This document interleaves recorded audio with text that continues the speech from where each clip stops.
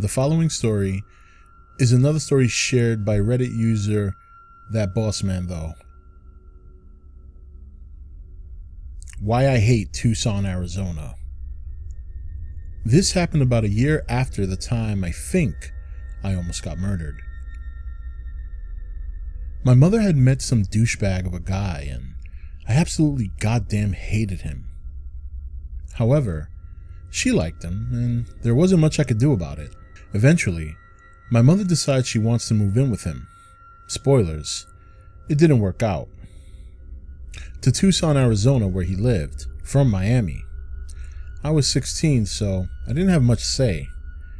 At this point in time, things were pretty bad.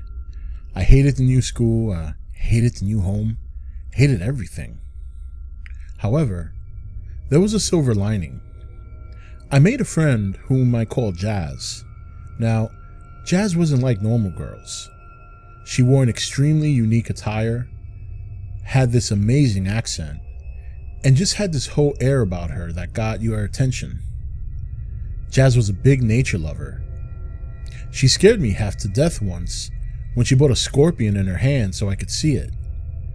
It freaked me out seeing that giant black thing, till she told me the rules of size with scorpions and venom. Anyway, Jazz and I were close as close could get. Not lovers, mind you. I was still with my ex back then. We saw each other as family. I often hung out with her, but never really met her parents. So one day, Jazz is at my house and we're watching Naruto. Suddenly, we hear this awful scream from afar. My room and window are basically positioned next to the main door, so the window looks outside. We lived in a house in one of those streets that ended in a huge circle of houses. As we look out the window, there's a house directly in front. We see a girl yelling and slamming herself into parked cars' windows. We didn't know what it was, but it was freaky because she was hysterical. Suddenly, a man comes out, yells something at her, and she just darts off towards my house. She runs over and just slams into the front door so hard, Jazz and I looked at each other like, fuck, she got in. She actually didn't, of course. We closed my window immediately and back to watching Naruto. Flash forward a week and cops show up at my door. My mom answers and calls me over. The cops ask if I saw anything because of my window placement on that same day the girl freaked out, and I told him everything I just said here. When my mom asked what it was about, the cop told us the girl was our neighbor's daughter. They fought over her boyfriend, the dad locked her phone in the car, and well, you know the rest. Thing is, she never went home. The dad thought she ran to her boyfriend's, but eventually, he called to ask and he mentioned he never saw her.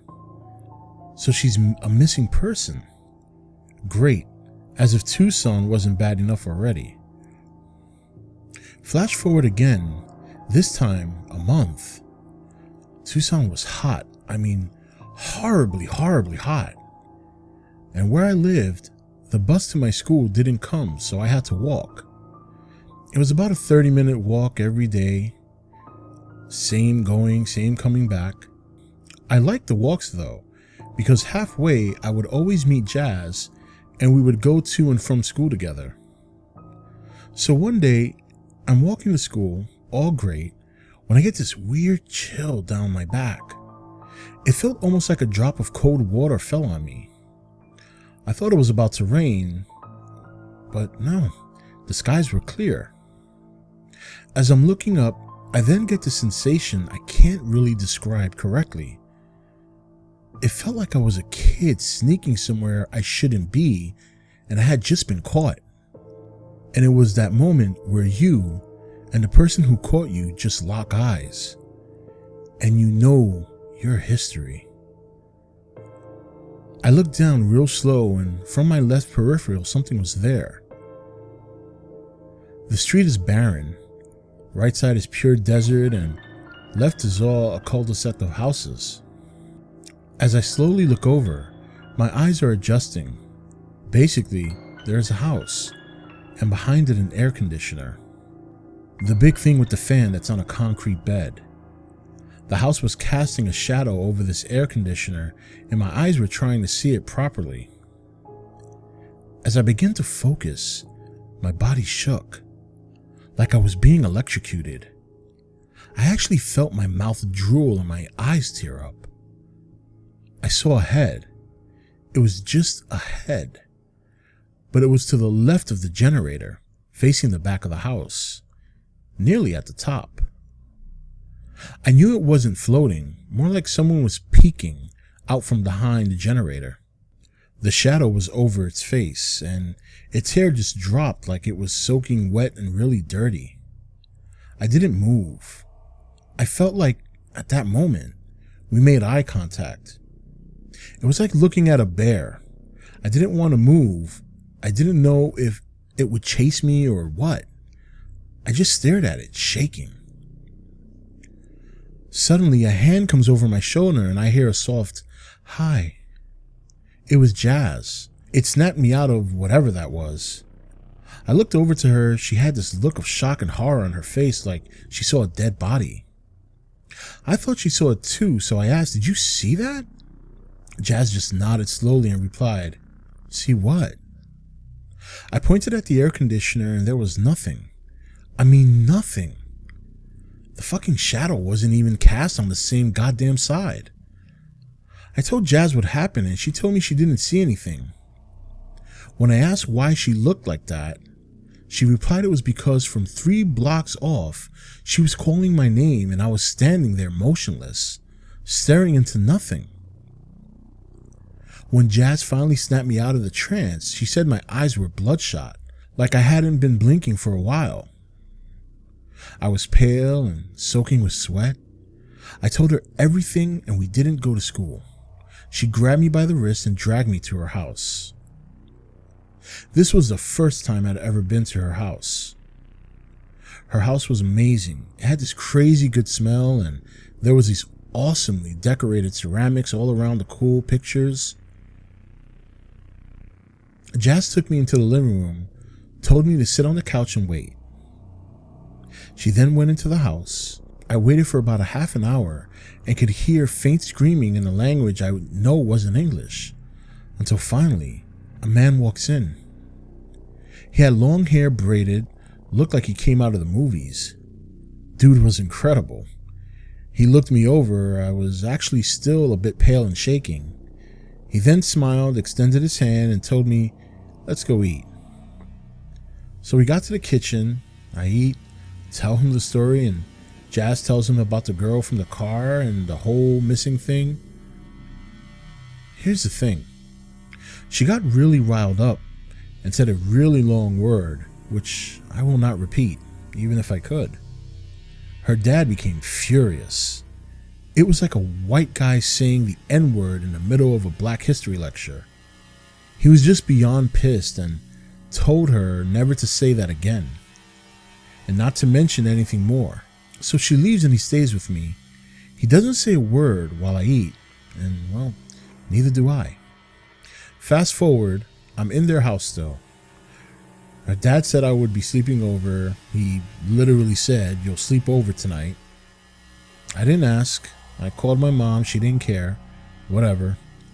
I won't lie, it was really fun. Jazz showed me the awesome house. They had 2 Malamutes that were huge and adorably fluffy and playful. We had an awesome time until it turned dark. So me and Jazz are chilling in the backyard with the dogs and playing. Everything is great until suddenly it starts to goddamn snow. This may sound weird, but it does snow in Tucson apparently. This was my first time seeing snow, so it was awesome. I looked up, the little snowflakes falling from above, but as I did, I got the same feeling from before. That droplet of cool water down my back, that unwelcoming. Jazz's backyard is like any other, walled off by wood with some tall shrubbery covering the wooden walls. My back was to the house, but as I looked forward, I saw it. This time the face was easier to see. It was just wet and pale and dirty. I swear to you, I can't remember the features. When I try, I just get this weird image. Like a dirty, smiling porcelain mask with black holes where eyes should be. It was tall, really tall, and it just stood behind the shrubbery, still. I couldn't hear anything. I couldn't feel anything. I just saw it, and the snowflakes falling in between us. Then the Malamutes went insane. They howled like wolves and snarled. I couldn't take my eyes off that face, but in my peripheral, I could see the two just crouched and snarling. It felt like I was submerged in deep water.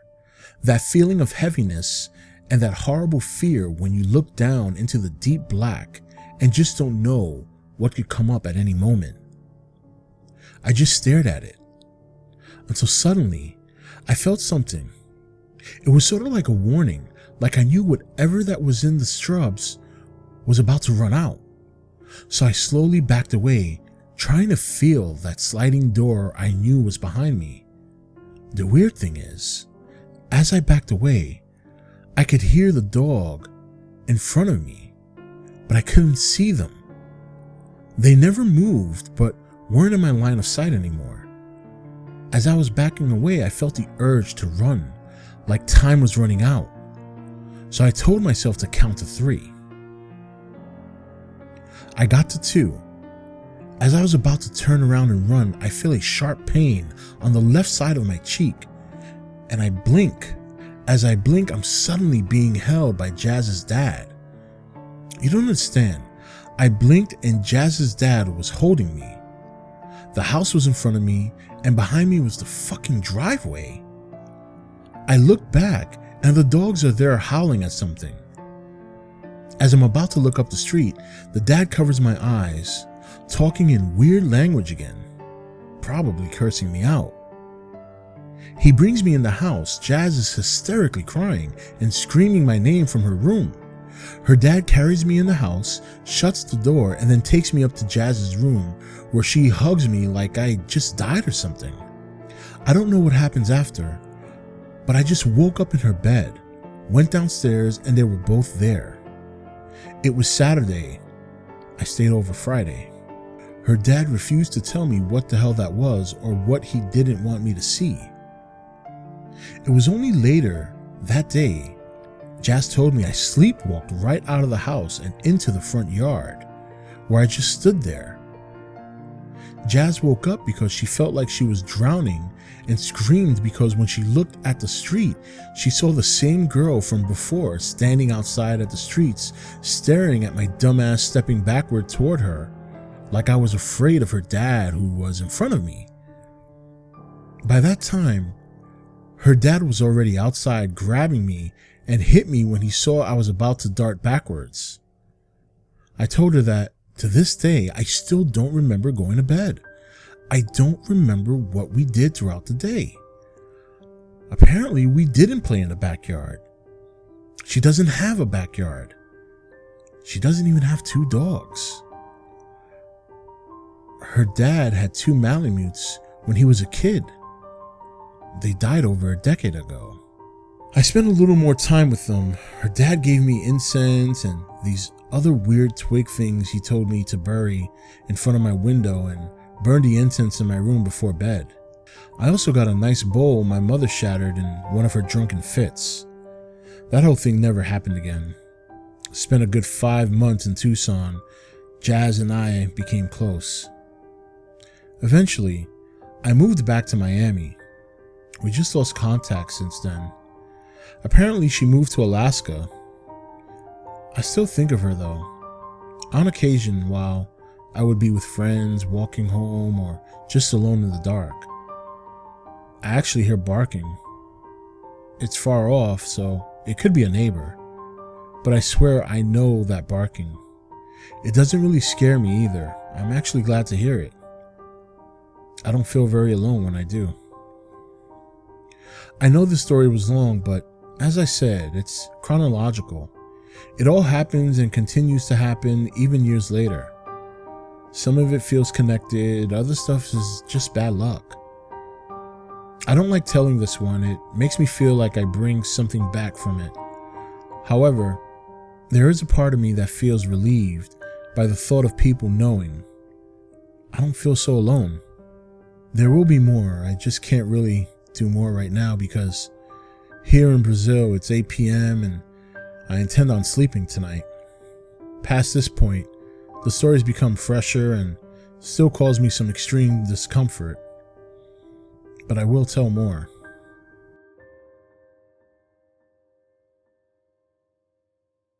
Thank you for watching E.T.N. Click here to watch more content. Don't forget to leave a comment. Also, make sure you like and share this video. If you want to know when the next video is up, click the notification bell next to the subscribe button. And most of all, make sure to click that subscribe button for regular content.